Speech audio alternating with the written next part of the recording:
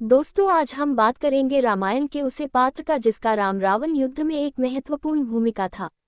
दोस्तों जानने से पहले हमारे वीडियो को लाइक करके चैनल को सब्सक्राइब करके साथ ही बेल आइकन घंटी जरूर दबाएं। तो चलिए जानते हैं रामायण में उसे पात्र के बारे में, लेकिन उनका जिक्र रामायण में बहुत कम देखने और सुनने को मिलता है। आखिर कौन था वह महान पात्र, तो चलिए करते हैं ज्ञान की बातें। दोस्तों हम बात कर रहे हैं लक्ष्मण जी की पत्नी उर्मिला का, जो एक बहुत पतिव्रता नारी थी। जब भगवान राम को वनवास जाने का आदेश हुआ था, माता सीता भी उनके साथ जाने लगी। उसे समय लक्ष्मण जी भगवान राम के साथ जाने की आज्ञा मांगी ली।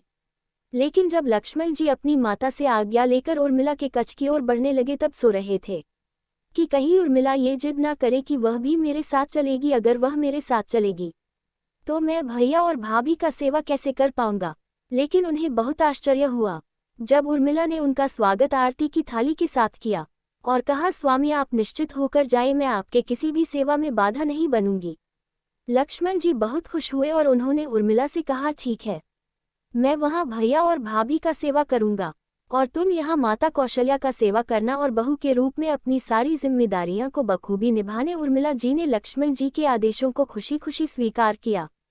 कथाओं के अनुसार अपने 14 वर्षों के वनवास में लक्ष्मण जी एक रात्रि के लिए भी नहीं समय। जब निद्रा देवी ने उनकी आंखों में प्रवेश किया तो उन्होंने निद्रा को अपने बाणों से बद्ध किया।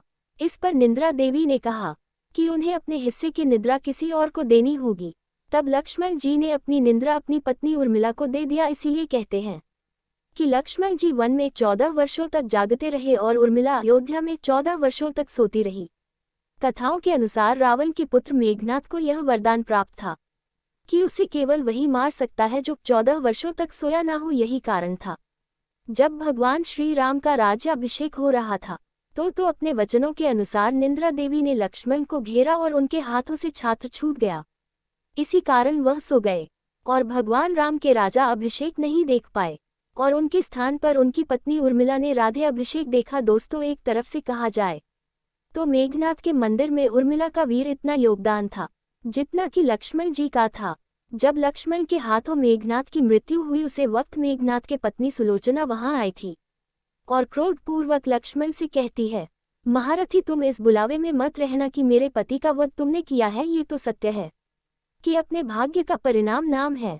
दोस्तों यहाँ पर सुलोचना ने दूसरी सद्गुरु में उर्मिला का ही संदर्भ दिया था। यहाँ एक प्रश्न और आता है कि अगर उर्मिला 14 वर्षों तक सोती रही तो उसने अपने पति के आदेश अनुसार अपने कुटुंब का ध्यान कब रखा। इसका जवाब हमें रामायण में ही मिलता है।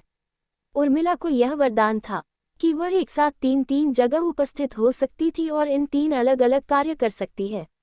इस कारण उनका ही एक 14 वर्षों तक सोता रहा। दोस्तों आपका क्या रहा है कमेंट बॉक्स में बताएं और वीडियो अच्छी लगी हो तो इसे लाइक करें, हमारे चैनल को सब्सक्राइब अवश्य करें। फिर मिलेंगे खास वीडियो के साथ, तब तक देखते रहिए।